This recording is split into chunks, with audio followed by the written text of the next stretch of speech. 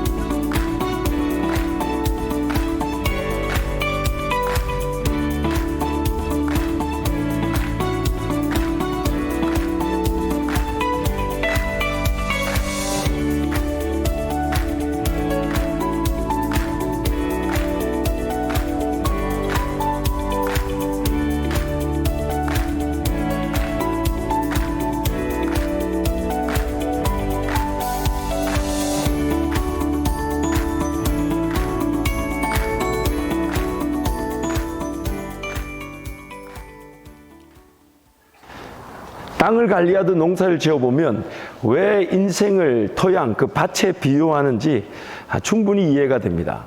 뭐 여러 가지가 있겠지만 첫 번째는 이런 거죠. 밭이라는 것은 관리하지 않고 가만히 내버려 두면 잡초나 가라지나 엉겅퀴나 무성한 풀들이 자연스럽게 올라오게 됩니다. 마치 우리의 인생이 죄로 말미암아 그 죄의 열매들, 거짓말을 배우지 않은데 거짓말하며 도둑질을 배우지 않았는데 도둑질하는 것처럼, 그런 죄의 열매들을 피할 수 없는 것처럼 그런 현상들이 일어나게 되는 거죠. 두 번째는 그래서 기경되어야 됩니다. 개간되어야 됩니다. 그런 잡초들이 잘못 심겨진 것들이 뿌리 뽑혀져야 되고 관리가 돼야 되고 비워져야 되는 것이죠. 근데 제일 중요한 것은 채워져야 합니다. 올바른 것이 심겨지듯 올바른 것이 자리를 잡을 수 있도록. 왜냐하면 올바른 것들, 또 그 토양에 걸맞는 것, 그런 것들이 뿌리를 내리고 자리를 잡게 될 때 잘못된 것들, 그런 잡초와 엉겅퀴와 그런 가시, 떨기 같은 그런 것들이 자리를 잡지 못하게 되는 것이죠. 그래서 이 우리라는 인생은 토양인데 비워져야 되고 채워져야 된다고 성경이 말씀하는 것입니다. 요즘 노동총 신고가 좀 있을 수 있다 그래서 자발적인 사역이 있음을 분명히 밝히기 위해서 이렇게, 그리고 또 물론 제가 요청을 했지만 본인들이 주님 사랑하는 마음으로 섬긴 것이지 교회 사역과는 무관합니다. 그러나 여러분, 우리 한밭제일교회 사역자들 위해서 기도 많이 해 주십시오. 교회 안에서 잘 자라나고 또 사역도 잘 감당하다가 주님의 몸된 교회들을 위한 일꾼들이 될 수 있도록 그렇게 기도해 주시기를 축복합니다. 방금 영상에 본 것처럼 우리 인생은 토양에 비유됩니다. 그래서 고린도전서 말씀 보니까 우리는 하나님의 터요, 하나님의 밭이다. 그리고 이제 그 터와 밭이 이제 하나님의 집이 지어져 가듯 뭔가 심겨지고 자라나 열매를 맺게 되는 것인데, 안타까운 것은 엉뚱한 것이 이미 자리를 잡고 있다는 것이죠. 하나님 음성을 듣지 않고도, 하나님 그분의 인도하심 보지 않고도 내 삶에 뭔가 좋아하는 것, 습관, 문화, 뿌리 내리고 자라난 그런 자리를 잡은 것들이 있어서 우리를 괴롭히고 넘어뜨리려 한다는 것입니다. 그래서 비워져야 되고, 비워지기만 하면 안 되고 채워져야 한다는 것이죠. 제가 이 영상을 이제 준비하면서 어디 이제 밭에 가서, 시골에 가서 이제 풀밭을 조금 개간하면서 찍을까 하다가 마침 이제 모강실 옆에 제가 볼 때는 이렇게 꽃이 이제 쫙 피었지만 오늘도 조금 더 지켜볼 수 있지만 시들은 것 같아서 제 나름대로는 목양실 옆에 몇 평 안 되는 이 화단을 우리 성도님 중에 누가 관리하는가 보다. 그래서 이거 이제 어차피 그러면 서리가 나면 이게 다 뽑아야 되잖아요. 근데 제가 그 짧은 지식으로 그걸 싹 빼낸 거예요. 근데 알고 보니까 씨를 기다리고 있는 중인데, 제가 그래서 양해를 죄송합니다. 저는 씨를 기다리고 있는지 몰랐어요. 더 놀라운 사실은 그 뿌려놓은 그 꽃들이 겨울에는 좀 시들시들해 보여도 봄이 되면 다시 핀다는, 저는 또 1년 전 줄 알고 싹 뽑아가지고 던져놨는데 다시 심어야 되나 어쩌야 되나. 그럼 전혀 깨닫지 못했지만 토양이라는 우리 인생을 볼 때도 정말 비워지고 채워져야 되지만, 또 하나는 우리는 우리 인생의 전문가가 아니에요. 살아보지도 않았고 어떤 일이 일어날지도 모르는데 왜 그렇게 전문가처럼 최선을 다하는지. 심지어 제 나름대로는 저 밭에 수고하신 성도들이 이제 서리가 내리면 이거 뽑아야 되고 뭔가 밭을 갈려야 되니까 제가 두 전도사와 함께 얼마나 깨끗하게 개간해놨는지 몰라요. 지나가면서 한번 보세요. 깔끔합니다. 전혀 도움이 안 됐던 거예요. 씨 받으려고 기다렸는데 목사가 싹 빼뿌려가지고 씨를 사드리도록 하겠습니다. 근데 보세요 여러분, 우리 인생도 하나님 그분을 위한다고 하면서 최선을 다하죠. 일터와 여러분 가정에서 어떻게 해서든 그 열심히 사는 이유는 하나님께서 기회를 주시면 우리 일터가 우리 가정이 하나님 앞에 쓰임받기를 원한다 하지만 그러면서 나도 모르는 사이에 기도가 느슨해지고 예배가 느슨해지는 것은 마치 전문가 손길에 볼 때는 좀 기다려야 되고 인내해야 되는데 전문가의 그런 지식과 그 의견을 저버린 채 일반적인 짧은 상식으로 곧 서리가 내리니 세상에 씨를 기다리는, 어쩌면 꽃이 피어서 우리가 그 향기를 맡고 보는 것보다 더 중요한 게 씨를 받아내는 것일 텐데 세상에 씨를 기다리는 줄 모르고 그걸 싹 뽑아내는 것처럼 우리 인생을 하나님 그분께 맡겨놓지 않고 전문가 대신 하나님께 의지하지 않고 내 힘으로 열심히만 살아가려고 하고 있지는 않은지 이 삶을 뒤돌아보게 됩니다. 그래가지고 어제 이제 제 아내한테 전화가 온 거예요. 뭐가 우리가 심어놓은 게 불편했냐, 보기 싫었냐? 아닙니다. 너무 좋았습니다. 너무 이뻤는데 제 짧은 상식이 그걸 싹 뽑아드린 거 죄송합니다. 오늘 아니 어제 저녁에 그 얘기를 받고 이걸 다시 갖고 심어야 되나? 사랑하는 성도 여러분, 오늘 우리 인생도 마찬가지예요. 그냥 우리 열심히만 사는 거, 물론 열심히 삶을 대하는 건 너무 중요하죠. 그러나 전문가 되시는 하나님을 의지해야 합니다. 그 방향이 맞아야 되죠.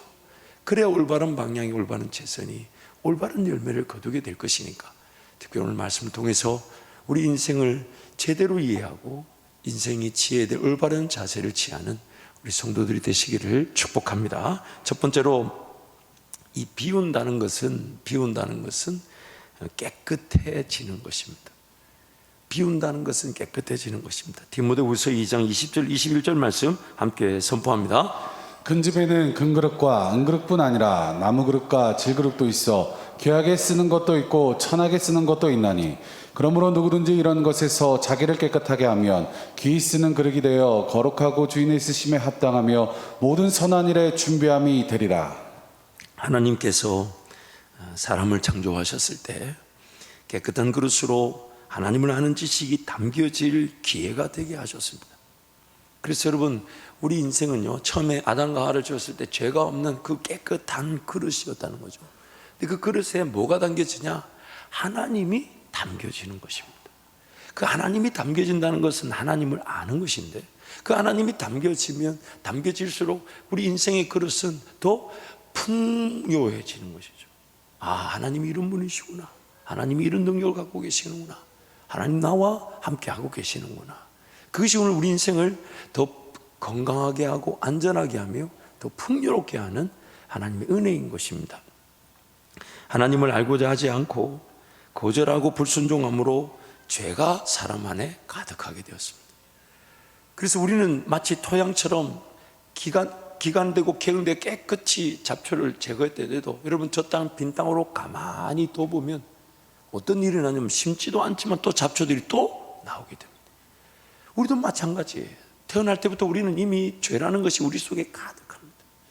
그래서 온갖 불의와 추악과 탐욕, 욕심, 정욕이 내 안에 가득해서 그런 것들이 내가 원하지 않지만 스물스물 이미 뿌리를 내리고 있고 또 때가 되면 반드시 비집고 나와 자라나 열매를 맺던 나를 지배하고 나를 괴롭히게 됩니다. 마치 아주 작은 겨자씨 하나조차 뿌려질 수 없는 길가, 돌밭, 가시떨기 밭의 토양 상태와 같습니다. 예수님이 그렇게 얘기하셨잖아요. 우리는 길가와 같고 돌밭과 같고 가시떨기밭 같아서 그 하나님의 말씀이 씨앗이 뿌려져 뿌리를 내리거나 자라거나 열매를 맺지 못한다. 근데 여러분 그 비유에서 우리가 좀 더 집중해야 될 것은 겨자씨만한 공간도 없이 타락해 있다는 거예요. 그걸 전적 타락이라고 그래요. 겨자씨만한 것만 들어가도 우리 인생에 뿌리 내리고 자라야 될 것이 분명히 뿌리 내리고 자랄 것인데 우리란 인생의 토양에 하나님 말씀이 겨자씨만큼도 들어올 공간이 없다는 겁니다. 그래서 하나님을 완전히 거절하고 불신했던 인생의 때가 있었죠. 손톱만큼도 들어올 공간이 없다는 거예요. 그게 오늘 우리의 영적 타락, 완전 타락, 전적 타락의 상태라는 것입니다. 마치 예수님께서 이 땅에 오셨을 때 누울 자리조차 내어주지 않은 세상의 상태와 같습니다. 만유의 주가 되시고 만왕의 왕이 되신, 그래서 우리를 위해 대신 죽어주시기 오신 예수님인데도 그 예수님한테 누울 자리 하나 주지를 않았어요. 그래서 말구유에서 태어났어요.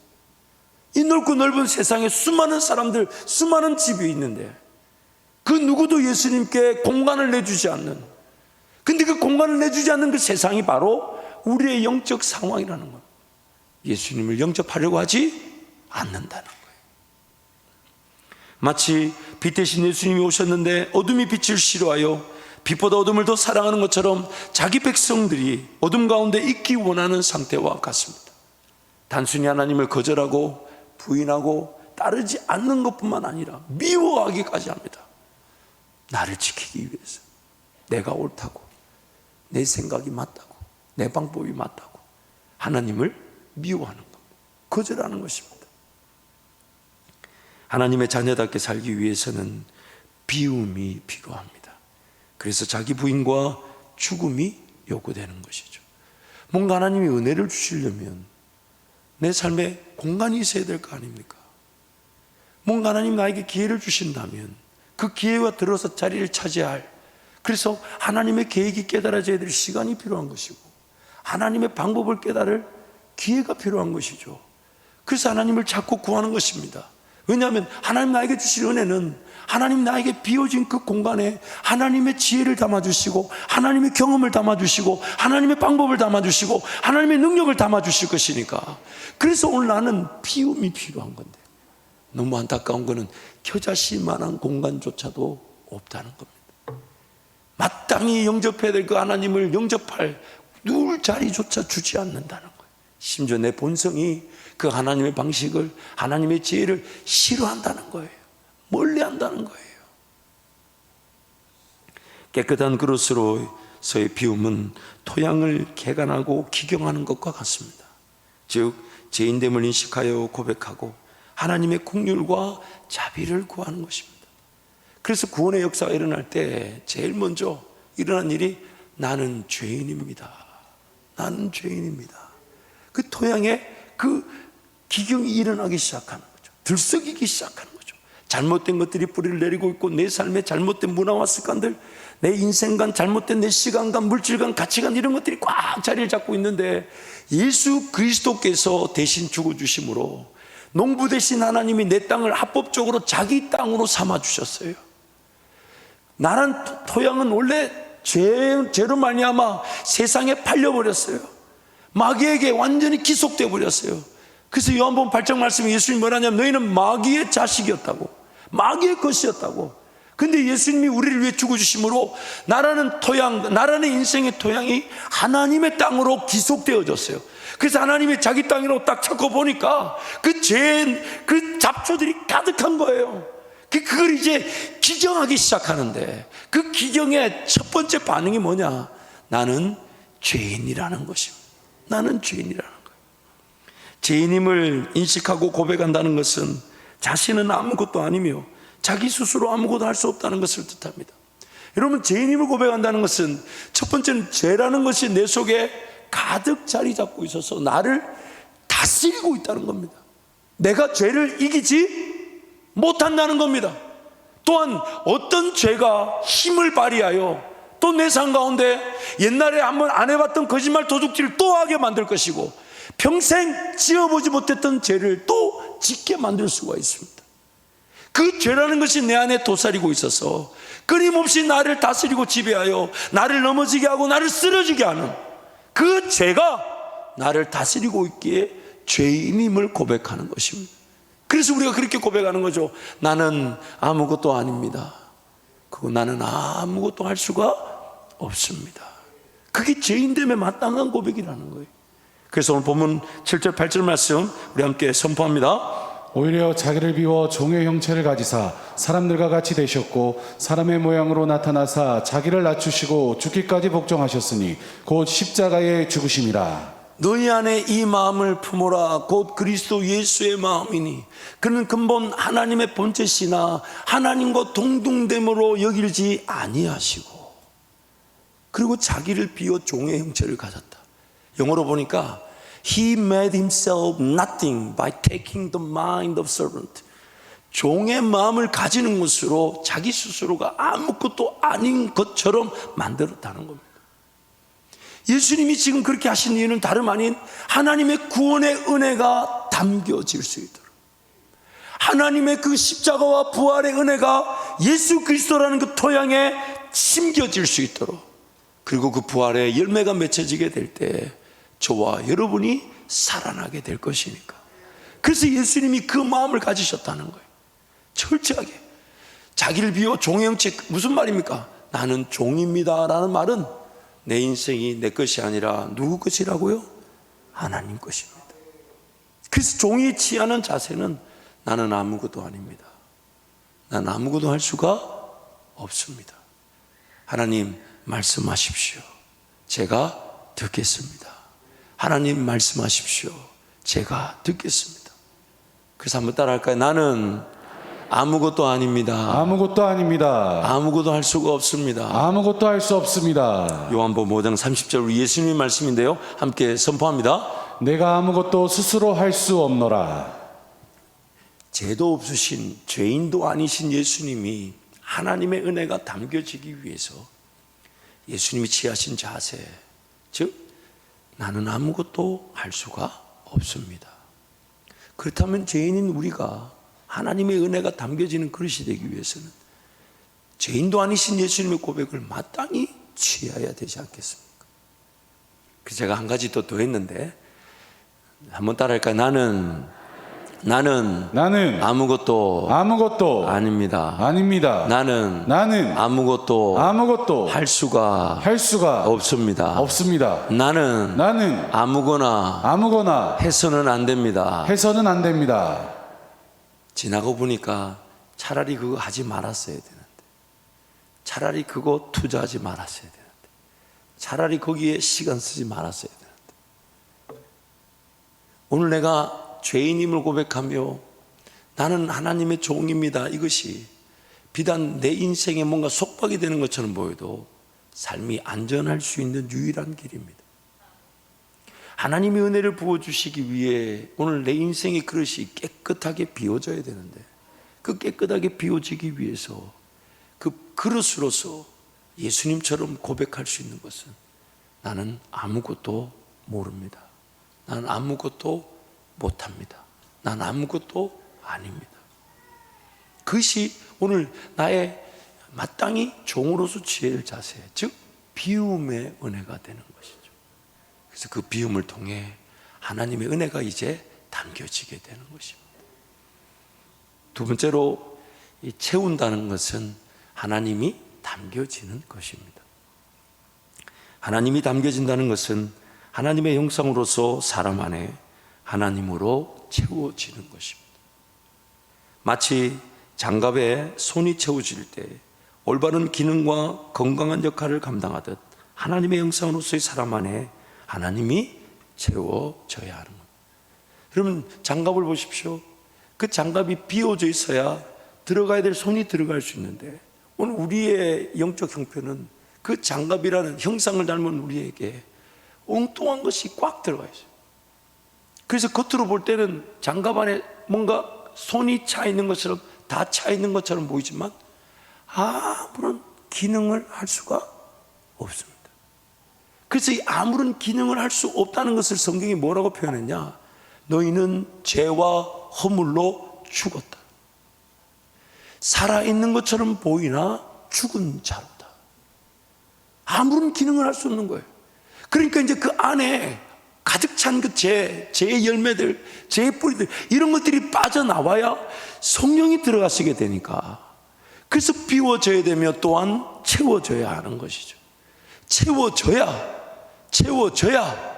죄의 뿌리들, 죄의 열매들이 더 이상 발생하지 않게 되니까 하나님이 채워진다는 것은 하나님을 아는 것입니다. 안다는 것은 그리스도를 아는 지식에서부터 그리스도와의 연합에 이르는 것입니다. 그릇의 목적은 담겨지는 것인데, 담겨지는 것은 하나님 아는 지식이 담겨지는 거예요. 지식이 담겨진다는 것은 글자를 보면서 배우는 수준일 뿐만 아니라 관계를 형성하고 더 깊은 관계로 나아갈 기회가 되는 것이죠. 한번 예를 들어 볼게요. 서로 한번 마주 봐 주세요. 한번 마주 봐 주세요. 마주 봐 주세요. 그 사람 알아요, 몰라요? 잘 모르면 회개하십시오. 사랑하지 못한 거예요. 근데 이제 반대로 다른 사람하고 마주 봐 주십시오. 그 사람 알아요, 몰라요? 알죠? 성가대만 알아요 할 게 아니고. 보세요. 근데 여러분 한번 비교해 보십시다. 첫 번째 바라봤던 사람하고 두 번째 바라봤던 사람하고 아는 정도가 같나요? 다르나요? 다르죠. 그러면서 점점점 그 아는 것이 깊어지면 그것은 뭐라 그러냐면 하나됨이라 그럽니다. 그러니까 부부가 처음에 결혼했지만은 그 결혼은 알아감의 시작이죠. 그렇죠? 그러면서 점점점 알아가겠다. 나중에 부부가 하나가 된다 그러죠. 하나님 아는 지식도 마찬가지예요. 하나님 아는 지식이 담겨지면 하나님 그분을 경험할 때 하나님을 더 알고 싶어 하게 돼요. 왜요? 알면 알수록 내 삶에 실질적인 지혜가 되고 능력이 되고 권세가 되니까 재미가 있잖아요. 하는 일마다 잘 되고 열매를 맺고 나도 쓰임받아 영광이지만 마음껏 하나님 원하시는 일에 헌신할 수 있으니 하나님의 능력을 더 알고 싶어 하게 됩니다. 그래서 하나님을 더 알아가면 더 알고 싶어 하고 더 알게 되면 더더더 하나님을 사모하게 되죠. 그 더더더 하나님을 사모하게 될 때 우리에게 일어나는 일들이 뭐냐면 하나님을 더 기대하면서 하나님을 닮아가기 시작하는 거예요. 성경을 통해 예수 그리스도를 배우지만은 예수 그리스도를 배우면 배울수록 삶의 인도자가 되신 예수님을 경험하게 됩니다. 이 길로 한번 가볼래? 이렇게 한번 감당해 볼래? 이렇게 한번 섬겨 볼래? 이렇게 한번 사랑해 볼래? 이렇게 한번 헌신해 볼래? 이렇게 한번 충성해 볼래? 그때마다 우리가 순종하면서 주님의 인도하심을 따라갈 때 와, 주님 방법이 좋군요. 주님 지혜가 좋군요. 주님 능력이 좋군요. 주님이면 충분하군요. 그렇게 점점점 따라가면서 그리스도를 닮아갑니다. 그리고 마침내는 그리스도와 연합하게 되죠. 제 아내를 아까 2부 때도 얘기해서 내려가서 얘기했더니 본인도 동의가 되는갑더라고. 결혼하면서 요즘 제 아내를 볼 때 깜짝깜짝 놀라는 것이 저를 많이 닮았어요. 아니 지금 웃는 건 아니 이해가 안 되네. 2부 때도 웃으시는데 왜 웃으세요? 뭘 보고 지금 비웃은 거예요 지금? 제 아내 얼굴을 볼 때 제가 딱 보여요. 아니 체하신 분 누구예요 지금? 아니 자기도 모르겠지 뭐가. 아니 여러분 외모도 제가 볼 때 아내가 저를 물론 제가 아내를 닮은 게 안타까운 게 아니라 아내가 저를 닮은 게 안타까운 거 저도 알아요. 아는데 근데 아내가 그러는 거예요. 내가 그러고 보니까 당신 많이 닮았어. 이제 속으로 이제 인생이 옳은 길로 가는 거야. 속으로 여기서만 얘기했어요. 근데 여러분 보세요.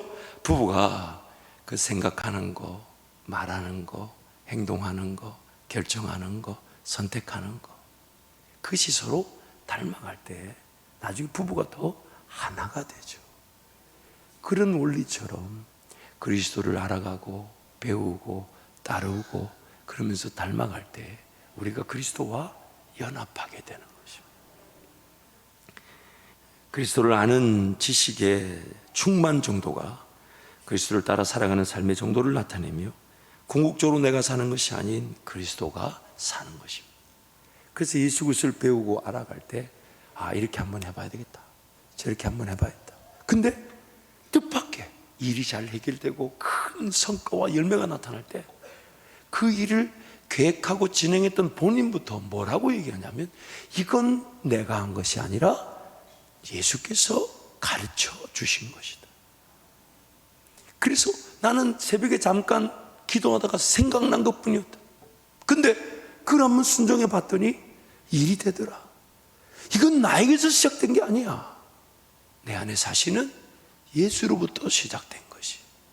그러면서 그 예수로 인해 사라지는 삶의 내용과 그 결과가 빈도수가 점점 늘어날 때 그것이 충만해져 가는 정도가 되죠. 그리고 그때 우리가 하는 고백, 이는 내가 사는 것이 아니라 내 안에 예수께서 사시는 것이다. 그렇게 고백하게 되는 것입니다.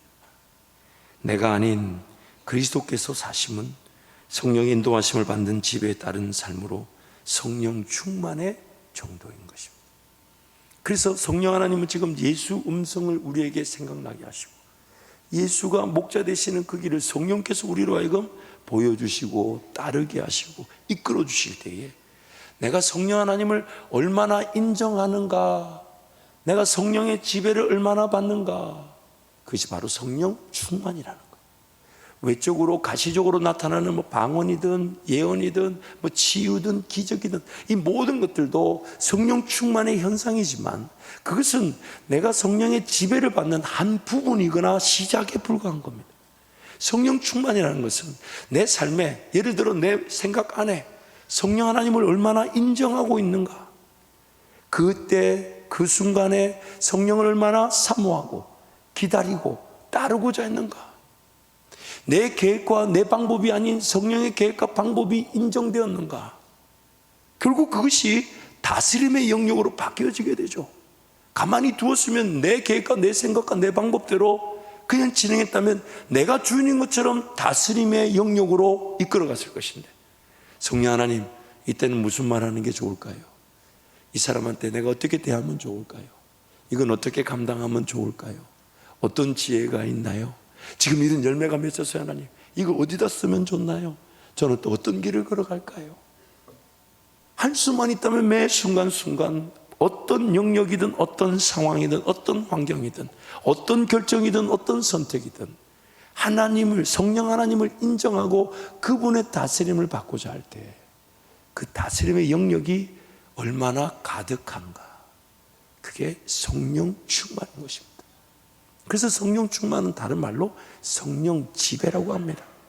그러나 이 지배는 나를 괴롭히고 억압하는 지배가 아닌 나를 자유하게 하는 지배들하는 것이죠.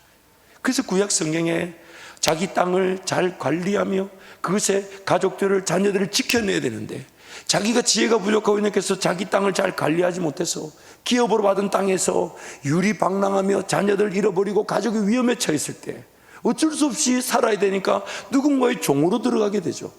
그래서 누군가의 종으로 들어갈 때 그 종을 어떻게 대해야 될 것을 율법이 얘기해 주면서 6년이 지나면 이제 7년 차에 그 종들이 자기 원래 땅으로 돌아가게 됩니다. 희년이 되니까. 그런데 어떤 종이 자기가 6년 동안 종살이를 해보니까 자기가 깨달은 게 있단 말이에요. 그게 뭐냐면 내가 내 자유를 가지고 내 기업에서 내 땅에서 내가 이것을 최선을 다해 사는 것보다, 왜냐하면 그거 실패해서 종이 됐으니까 내가 지난 6년 동안 모셔본 이 주인을 내 삶의 주인으로 모신다면 내 삶과 내 가정과 심지어 내가 물려받은 기업조차도 일터조차도 안전하게 되니까 자기가 6년이 지난 다음에도 자유를 포기하고 자발적으로 그 주인에게 종이 되기로 작정합니다. 그래서 율법에 어떻게 명시해놨냐, 자기 길을 그 주인의 문설주에 문대다 대고 송곳으로 찔러 구멍을 뚫으면서 나는 이제 어쩔 수 없는 종이 아니라 내가 이 집의 자발적 종이 되겠다. 그걸 영어로 bond servant라고 합니다. 주인과 나를 내가 스스로 묶어버린다. 내가 어차피 자유를 가지고 나가 살아본들 내 힘과 내 능력으로 삶이 사라지지 않아 실패하여 어쩔 수 없이 종살이 했지만 내가 종살이를 해보니까 이 주인의 뜻에 따라 사는 것이 내 삶을 지켜내고 내 가정과 자녀들과 나에게 허락되신 그 기업 일터를 지켜내고 열매를 맺게 하는 유일한 길이더라. 그래서 성령의 지배는 내가 자발적으로 성령 하나님께 종이 되게 만드는, 그래서 사도 바울이 사도행전 20장 말씀에 이렇게 얘기하죠. 보라, 내가 성령에 매여 사로잡혀. 그러나 성령 하나님은 단 한 번도 우리에게 강제로 그냥 너 이거 해 이렇게 얘기하시지 않아요. 항상 제안하시죠. 이 길 한번 가볼래? 이렇게 한번 걸어가 볼래? 이렇게 한번 사랑해 볼래? 이렇게 한번 헌신해 볼래? 근데 누군가는 그것이 내 삶을 지켜낼 뿐만 아니라 내 삶의 이유와 목적인 줄 알아 그것을 붙들고 거기에 자발적으로 종이 되고자 하는 반면, 여전히 하나님의 그 사랑의 제안을, 그 놀라운 기회를 자기 힘, 자기 능력으로 살아가는 것으로 대체하는 어리석음이 있을 수 있다는 것. 그래서 로마서 말씀에 뭐라고 합니까? 죄의 종이 된 자들이 자유하고 해방하기 위해서는, 되기 위해서는 의에게 종이 되었느니라. 의에게 종이 되었느니라. 그러므로 오늘 우리 삶에 그 예수가 산다는 것은 내 안에 성령의 지배, 성령을 인정하고 따르고자 하는 충만이 얼마인가를 정도를 나타내게 되는 것이죠. 채움은 올바른 것이 심겨져서 올바른 열매를 거두는 것입니다. 성령의 지배와 다스림의 영역이 되는 것입니다. 그래서 성령 하나님께 자꾸 시간을 묻는 거죠. 이 시간을 성령 하나님 어떻게 쓰기를 원하십니까? 하나님 저에게 이 물질을 어떻게 쓰기를 원하십니까? 그리고 이 심겨진다는 것은 다름 아닌 지속적이고 체계적이고 규칙적이고 정기적인 걸 뜻하죠. 먼저 심는다는 게 안 되네 뽑아가지고 저기 또 심고, 안 되네 또 오늘은 내가 하고 싶지 않아 안 심고, 그런 게 아니라는 거예요. 그래서 채워진다는 것은 다름 아닌 매일매일 지속적으로 성령 하나님을 따르고자 한다는 것입니다. 채움은 창조와 구원의 목적인 땅을 차지하듯 이 땅에 하나님의 다스림과 통치로 정복되는 것입니다.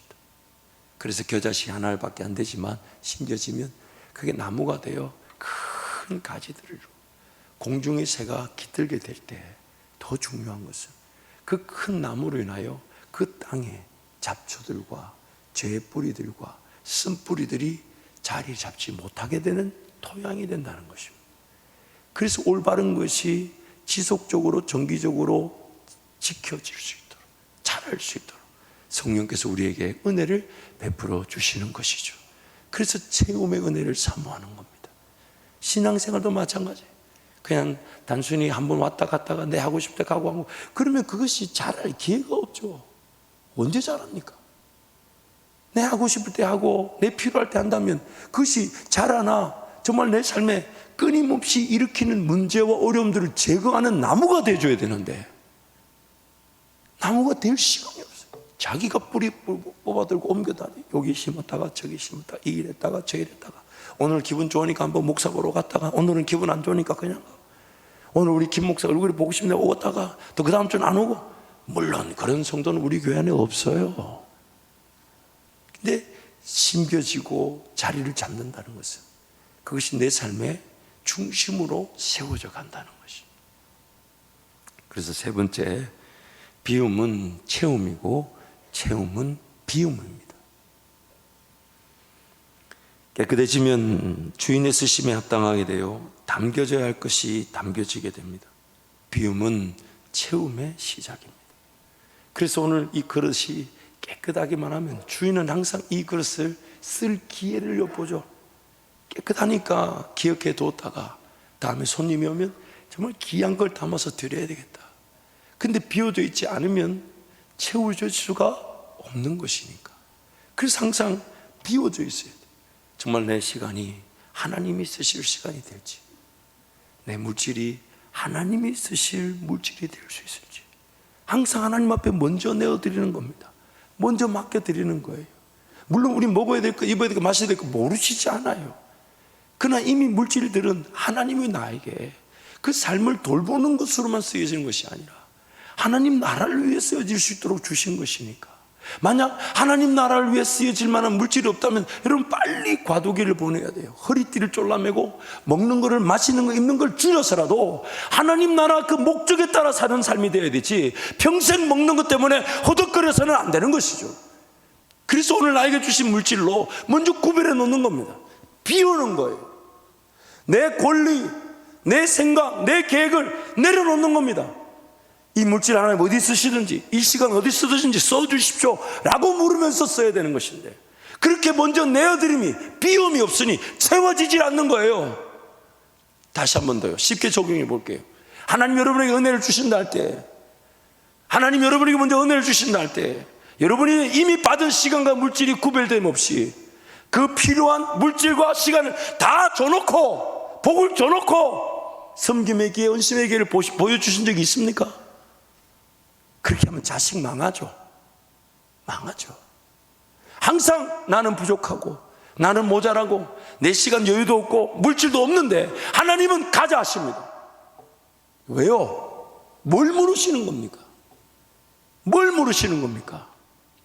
채워지지 않아 없어도 비워지기만 하면 채워지기 때문에, 깨끗하기만 하면 채워지기 때문에, 쓰임 받기 때문에 물으시는 겁니다. 우선순위는 내가 먼저 복을 받고, 내가 먼저 영향력을 가지고, 내가 좀 더 살만하고, 내가 좀 더 시간이 있고 난 다음에 하나님을 따르는 게 아니라 지금 하나님 따르는 것입니다. 지금 하나님께 순종하는 것이에요. 그것이 비워지는 것입니다. 하나님의 꿈과 비전이 발견되면 그것을 살기 위해 이전의 모든 것들을 다 팔아치우듯 정리하게 됩니다. 채움은 또한 비움의 시작입니다. 마태복음 13장 말씀에 가보면 어떤 사람이 길을 가는데, 길 가다 길 옆에 어떤 밭에, 땅에 뭐가 반짝거리는 게 있어서 자기 땅도 아닌데 가보니까 값진 보화가 숨겨져 있는 거예요. 이 사람이 성경에 보니까 어떻게 합니까? 그거를 숨겨두고, 누가 볼까봐 덮어두고 돌아가서 그 밭을 살려고 자신의 모든 걸 다 팔아버리는 거예요. 나는 예전에 그게 꿈인 줄 몰랐어요. 예전에 그런 하나님의 사명의 기가 있는 줄 몰랐는데 어느 날 깨달아, 와, 저거 하나님 기뻐하시겠다, 저거 하나님 즐거워하시겠다, 저거 내가 해야 되겠다. 그렇게 하나님 은혜를 주실 때 있죠. 그러면 돌아가서 삶이 완전 바뀌어. 내가 지금 이렇게 시간 쓸 여유가 없어, 이런데 물질 쓸 여유가 없어, 지금 저거 해야 돼. 하나님 나에게 말씀하셨어, 나 저거 해야 돼. 사랑하는 성도 여러분, 그 체험도 더 비워질 수 있는 시작이 되는 거예요. 하나님 나에게 꿈과 비전을 보여주실 때 거기에 불타게 되죠. 잠 안 자고 기도하기 시작합니다. 가만 내버려뒀으면 온갖 오락에 세상적인 것에 취해서 잤을 텐데, 저거 해야 되겠다, 저거 해야 돼. 여러분, 그런 때가 있을 줄 있어요. 전혀 여러분 동의를 안 해주셔가지고 제가 무슨 설명을 이걸 더 해야 돼, 이걸 더 고개라도 좀 끄덕여 주시고, 제가 설명을 더 해야 됩니까? 아니, 복권을 사는 사람들을 보라고요.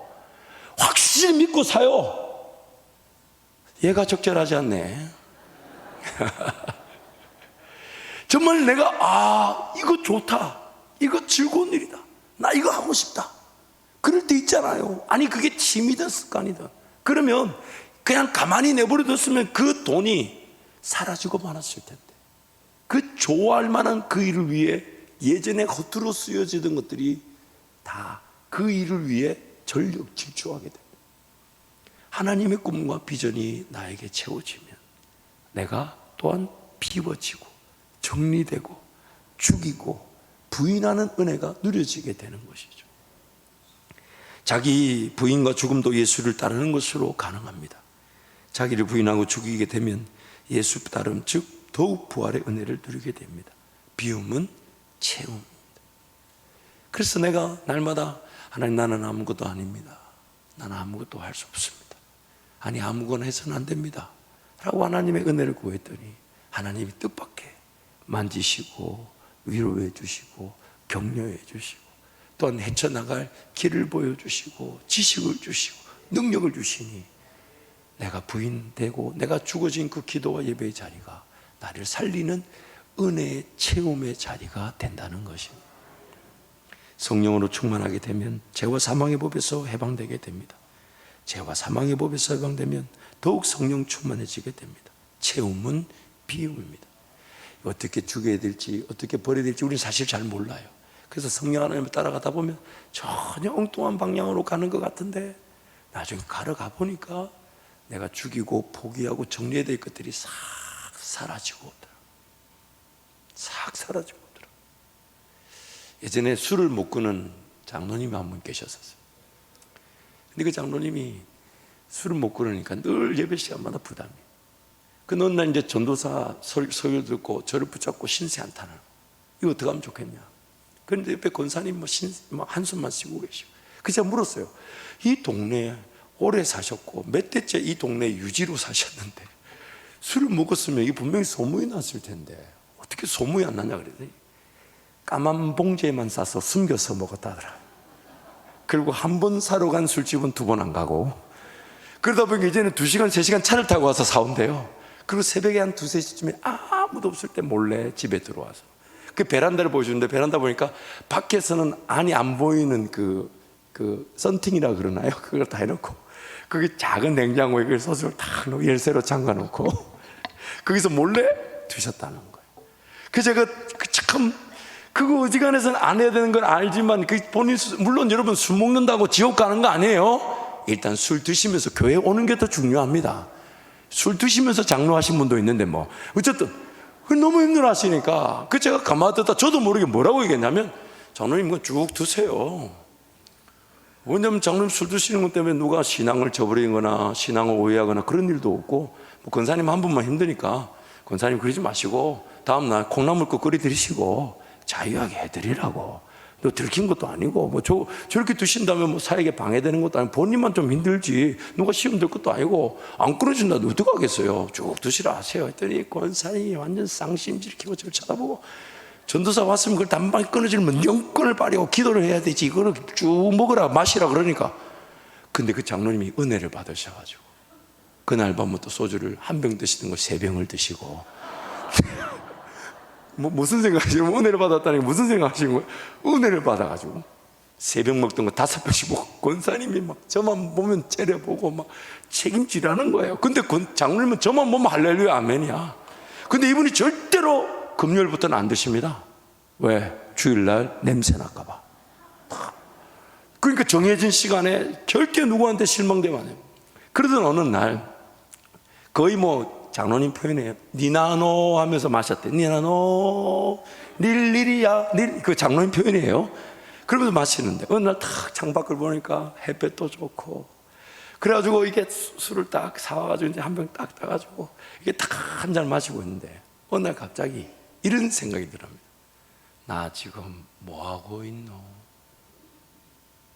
그러면서 그 술 한 잔에 이거를 차라리 여기 쓰지 말고 고아들한테 쓰면, 어려운 사람들한테 쓰면, 이런 생각이 들더래요. 그러면서 그걸 따르는 걸 마시는데 그렇게 쓰더랍니다. 그래가지고 마시기가 싫어가지고 끊었다는 거예요. 그래가지고 또 저를 불러서 난리가 났어요. 그래서 그 권사님이 막 드디어 끊었다면서. 근데 이거 제가 해드린 게 아니에요. 이거 하나님이 하신 것이지. 그런데 여러분 보세요. 그 장로님한테 계속적으로 무슨 메시지가 갔냐면, 그 어려운 사람들, 힘든 사람들, 많은 돈이 필요한 게 아니라 커피 한 잔 값이면 삶이 된다. 이런 한 2달 동안 그 메시지가 계속 갔답니다. 그래서 뭐 고아 단체들, 뭐 어려운 사람 단체들 와서 얘기하니까, 근데 그것이 자기도 모르는 사이에 그 술잔 한 잔에 담긴 그 값으로 그 사람들을 도와야 되겠다는 음성으로 들리기 시작한. 그래서 그걸 내려놨다. 안 해야지, 안 해야지, 안 해야지. 이미 하고 있는 겁니다. 그렇지 않아요? 안 해야지, 안 해야지 하고 이게 싸워서 될 일이 아니라, 하나님, 나 이래도 오늘 또 예배하러 갑니다. 왜냐하면 내가 안 해야지 죽어야 되는 것도 하나님 나에게 은혜를 주셔야 가능한 거니까 나도 은혜 자리에 갑니다. 나 찬양할 겁니다. 나도 기도할 겁니다.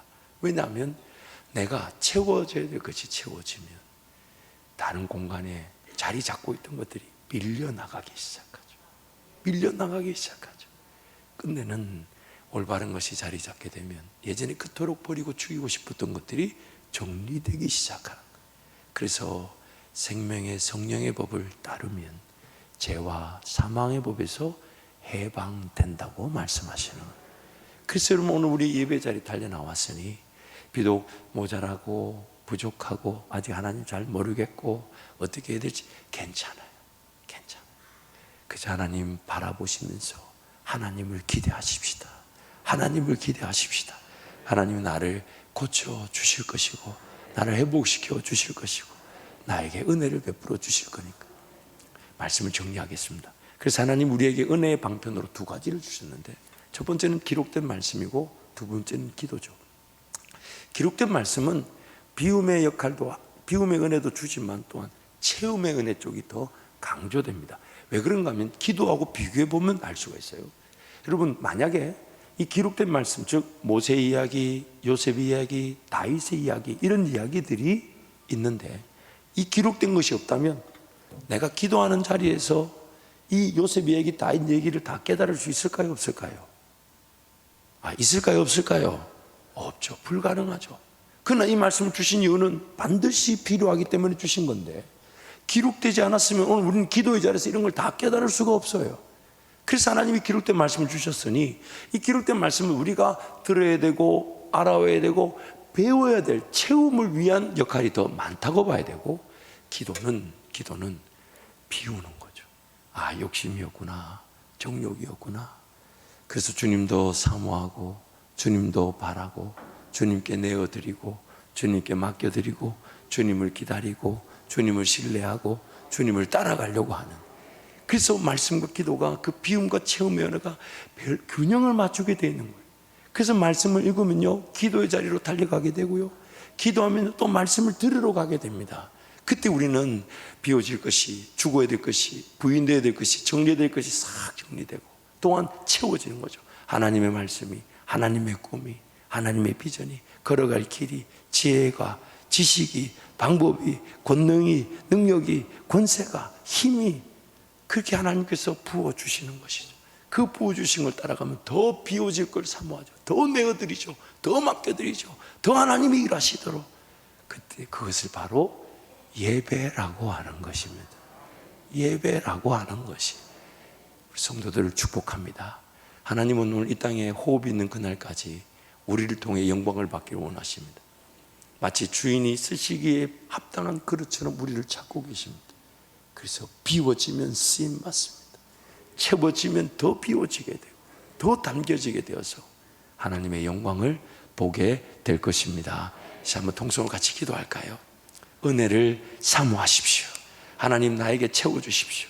들리게 해주십시오. 깨닫게 해주십시오. 또한 죽어야 될 것, 정리해야 될 것, 포기해야 될 것들이 잘 정리되어지듯 비워지게 해주십시오. 시간을 맡겨드리게 하시고 물질을 맡겨드리게 하시고 내 권리, 내 주인 되는 것 다 내려놓고 하나님께 내어드린 그 비워진 공간에, 내어드린 그 시간에, 내어드린 그 물질이 하나님의 기적이 담겨지는 기회가 되고 하나님의 능력이 담겨지는 기회가 되게 하여 주옵소서. 주님, 자꾸 함께 동성으로 기도합니다. 주여!